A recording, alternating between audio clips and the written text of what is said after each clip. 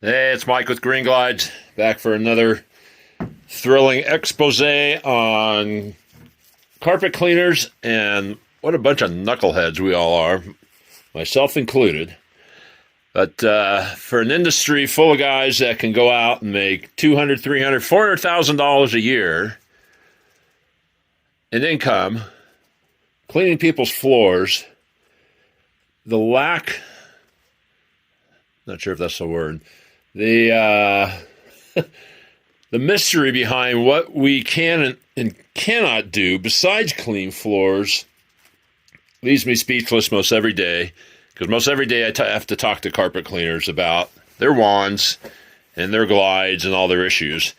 And the first thing I want to deal with is this hard surface glide. So I sell these for the Pro Chem tie that you see here, the Evolutions, PMF Mach 12s, the Devastators, and both Sapphires you see down there. And every once in a while, I get a call or I see somebody posting online saying, it doesn't work. It leaves too much water behind. It does this, it does that. So when I created these things, I tested them all very thoroughly with all the wands. And I use mine most every single day I go out cleaning, which is, 4 times a week. And I use mine with a Sapphire 370, so small blower, with a 12-inch, inch-and-a-half tube wand.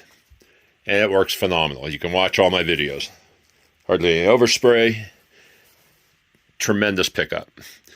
So when a carpet cleaner calls me and says his 2-inch, 14-inch Pro Chem titanium hooked to a 5.6 blower is not recovering well, and he's tried it on 3 different projects, and it leaves water all over the place, something's wrong.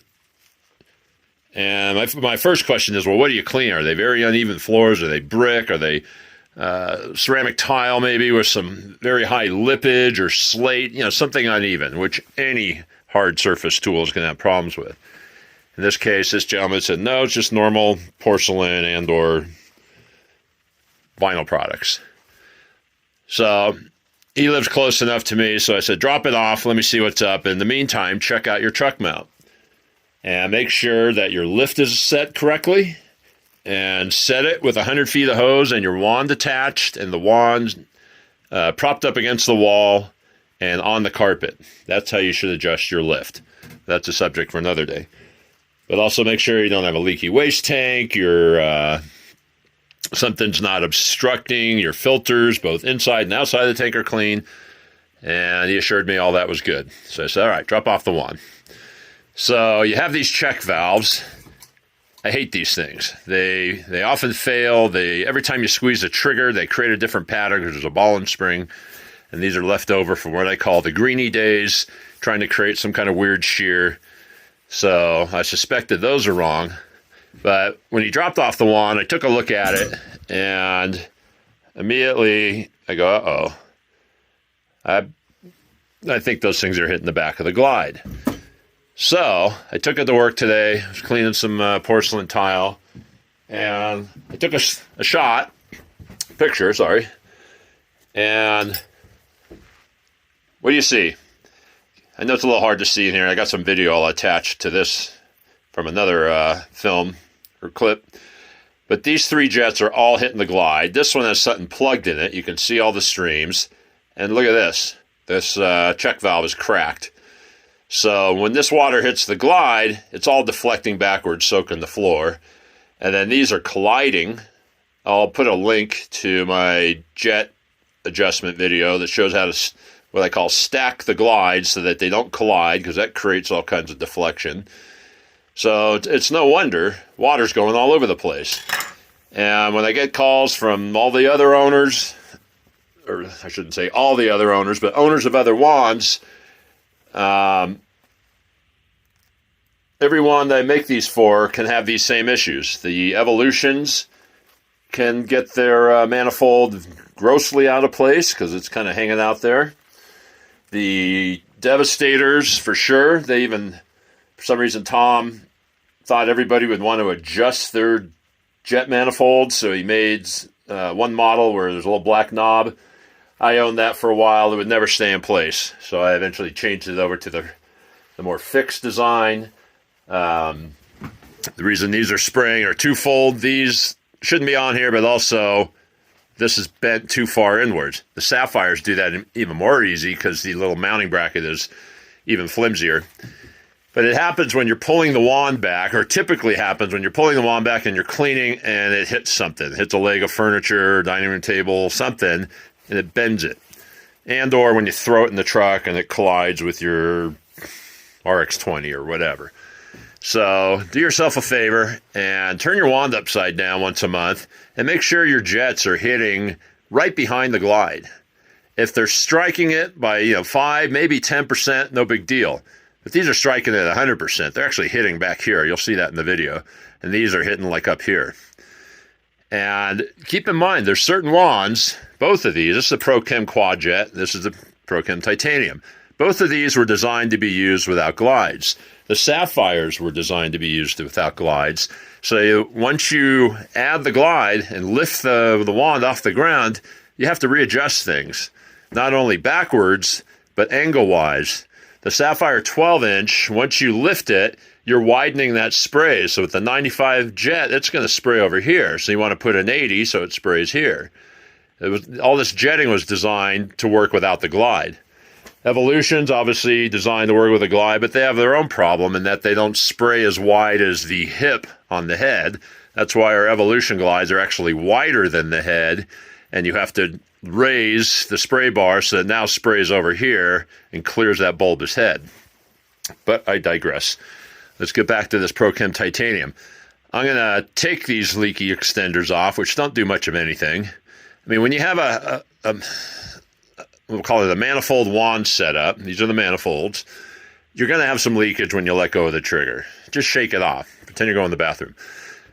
And let it drip, and then walk across the house, maybe turn it upside down, or what I like to do is suck up a towel, so the towel's all wadded up here, and if there's any leakage, it just falls into the towel. But all the internals, check valve stubbies, whatever Bristol's calling them, they make these in quarter, half, and full inch. They all suck. They break, they leak, they create a weird pattern, they strike sometimes, they don't strike the other times. Hold on. Again, on the manifolds, the Sapphires can get easily bent out of place, and I see it all the time when people send me pictures of their wands, whether it's a supplier or end user. Which wand is this? When I zoom in, it's so common to see manifolds tweaked every which way. Super common to see the jets all different angles. Sometimes I can zoom in. I've seen wands where all 6 jets are different flow and angles. And some of them are, every one of them's cockeyed because a lot of carpet cleaners and suppliers and their mechanics think that you just tighten them up until they stop. And each one of them's at a different position. Yes, I've seen it. I got the pictures. I brought the Quad Jet here because I think this is the most perfect setup ever. These can't move because they are, if you can see, they're backed up in here. They won't move forward. And it's such thick plate steel, there's no way you're going to bend it out. They're not hanging. See how they're all tucked behind here, whereas this is kind of out here. Absolutely love the design of this wand. I just wish there was 12-inch. I wish it was titanium.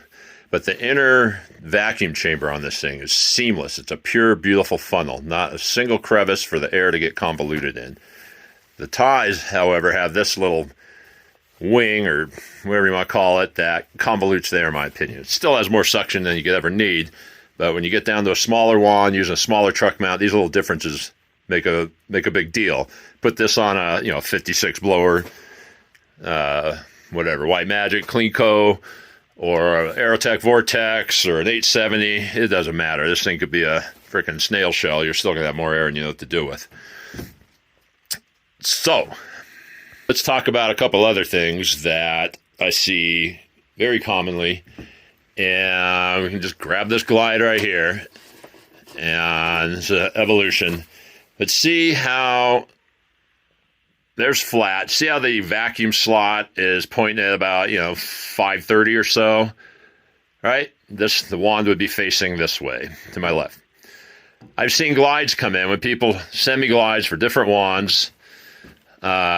To have me make them for wands that aren't currently compatible with green glides, we'll say, and the glide is backwards, or the slot is backwards. It's facing outwards.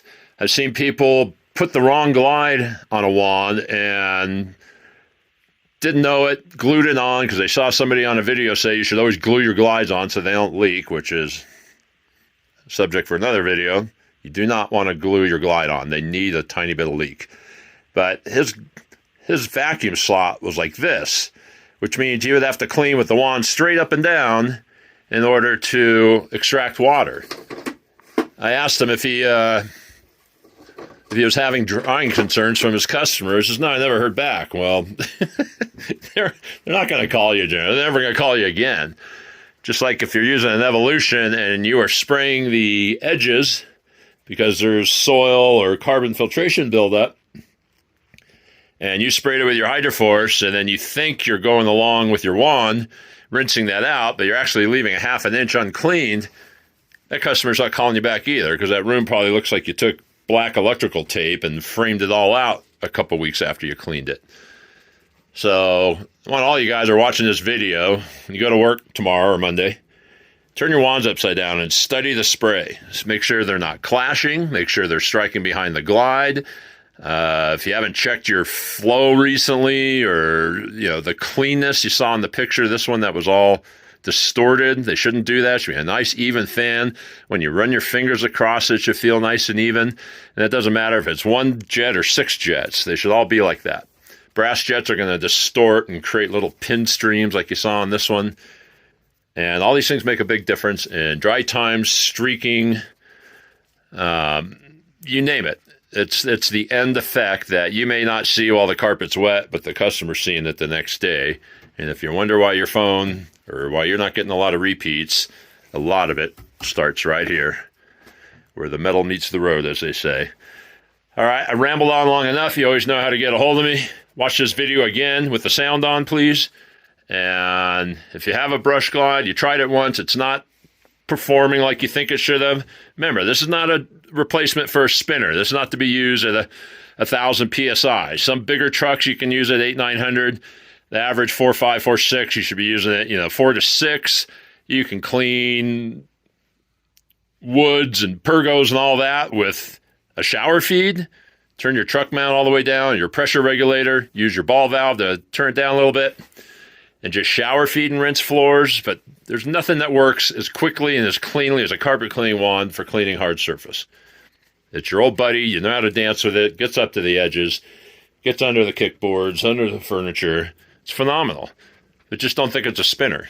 You have a spinner for a reason. That's for cleaning greasy kitchens and greasy kitchens and greasy kitchens. The rest of most homes can be cleaned with this way quicker, way easier, and cheaper. Cheaper for your customers. They'll do it more often. All right, later.